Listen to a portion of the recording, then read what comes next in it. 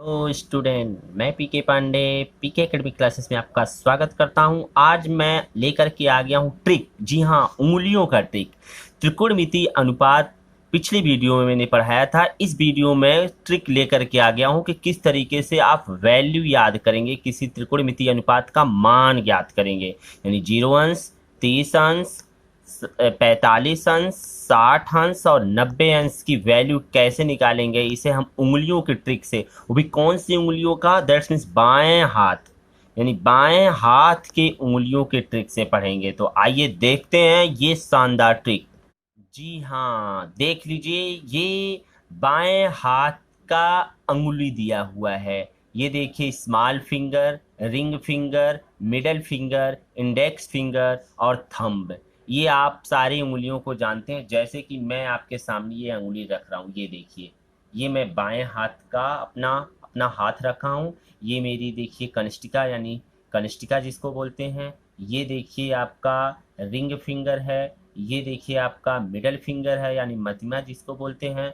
ये आपका तर्जनी है। ये कनिष्ठिका, अनामिका, मध्यमा, मध्यिका, और ये आपका है मध्यमा है। ये आपका तर्जनी है और ये आपका अनुष्ठा है, यानी अनुष्ठा है। इस प्रकार से आप देख सकते हैं, ये आपके पास बाएं हाथ का अंगुलियां दिख रही हैं। जी हाँ, अब आते हैं, जरा हम इसको देखते हैं। जी, सबसे पहले हम काउंट करना शुरू करते हैं। जो हमारी कनिष्ठिका यानी बाएं हाथ की सबसे कानी उंगली होती है, वहाँ 0 लिखेंगे, उसके बाद 30, उसके बाद 45, उसके बाद 60, उसके बाद 90। और इस क्रम को आप जानते हैं, त्रिकोणमिति में साइन से लेकर के पूरा लास्ट में कोसेक तक होता है। साइन, कॉस, टेन, कॉट, सेक, कोसेक तक होता है। ठीक, तो देख सकते हैं, हाँ, मैंने बताया था पिछले वीडियो में टेबल में कि आपको दो ही चीज याद रखना था। यहाँ देख सकते हैं कि साइन के लिए हम क्लॉकवाइज चलते हैं। मान लीजिए ये आपकी घड़ी है। ये क्या है? घड़ी है आपकी। यहाँ पर आप देख सकते हैं, ये आपका कितना है? 3 है। ये क्या है? 9 है। ये क्या है? 6 है। ये क्या है? 12 है। तो क्लॉकवाइज का मतलब इस डायरेक्शन में चलना, यानी घड़ी की दिशा में ऐसे चलना, और एंटी क्लॉकवाइज मतलब उल्टा दिशा में। तो क्लॉकवाइज यदि हम चलते हैं, यानी कि इधर अंगूठा से लेकर के हम यदि कनिष्ठिका तक पहुंचते हैं, तो इस कंडीशन में साइन अप्लाई करते हैं।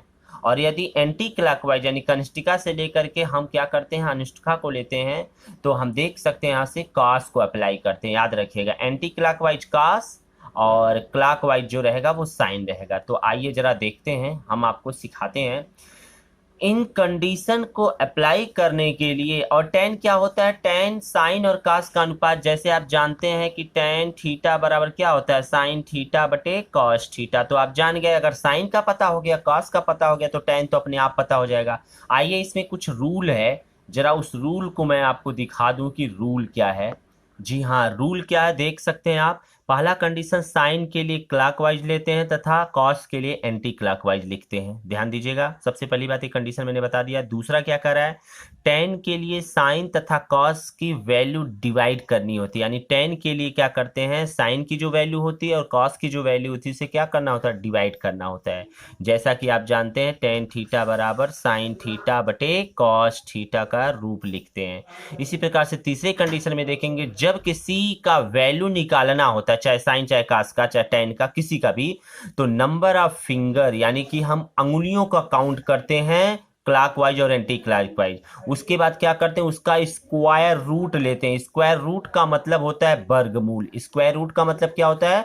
जी हाँ, वर्गमूल होता है। इसका मतलब हमको उसका वर्गमूल लेते हैं और फिर क्या करते हैं, 2 से डिवाइड कर देते हैं। ऐसे कंडीशन में अभी मैं इसको करवाऊंगा तो आप देखेंगे, ये तीसरा पॉइंट था आपका।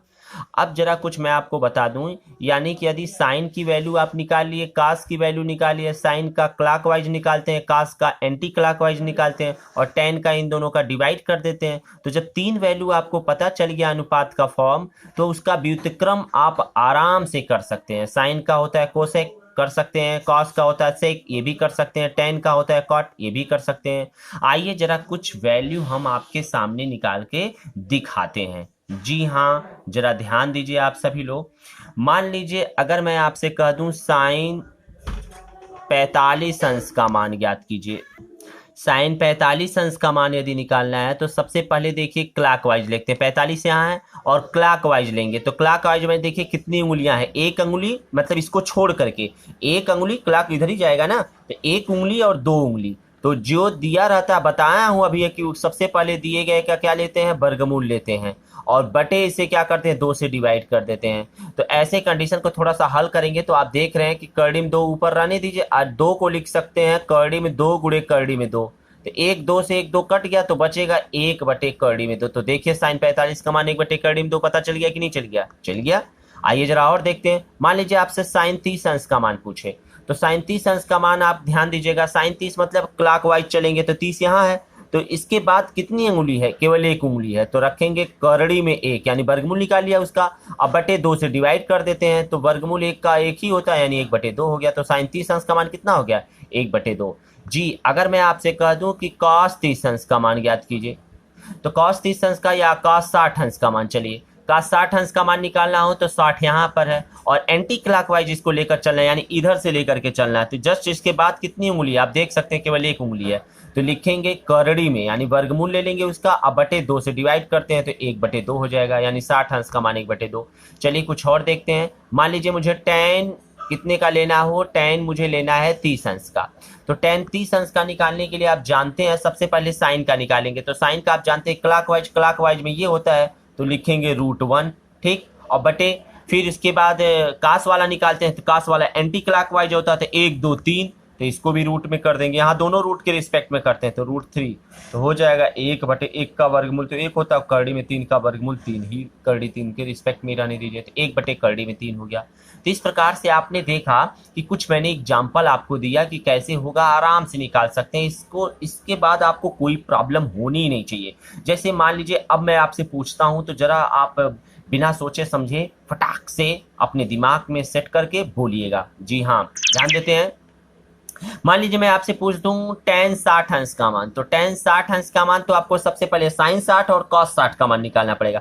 sin 60 के लिए क्लॉकवाइज तो 1 2 3, यानी कि करड़ी में 3 बटे 2 हो गया, और फिर cos के लिए इधर आएंगे तो ये एक ही है तो करड़ी में 1 बटे 2, तो यानी एक करड़ी में 1 बटे 2, यानी 1 बटे 2 इसका आ गया, और करड़ी में यानी कि 1 बटे 2, तो दोनों को भाग देंगे, इधर कितना है 3, यानी करड़ी में 3, और बटे इधर भाग देंगे तो कितना हो जाएगा करड़ी में 1, तो सीधे हो जाएगा करड़ी में 3, तो tan 60 अंश का मान करड़ी में 3। क्लियर हो गया, बड़े आसानी से, कुछ नहीं करना, आप एक दो बार अपने दिमाग में अगर इसको सेट करेंगे उंगलियों की सहायता से तो आराम से कर सकते हैं, कुछ सोचना ही नहीं है।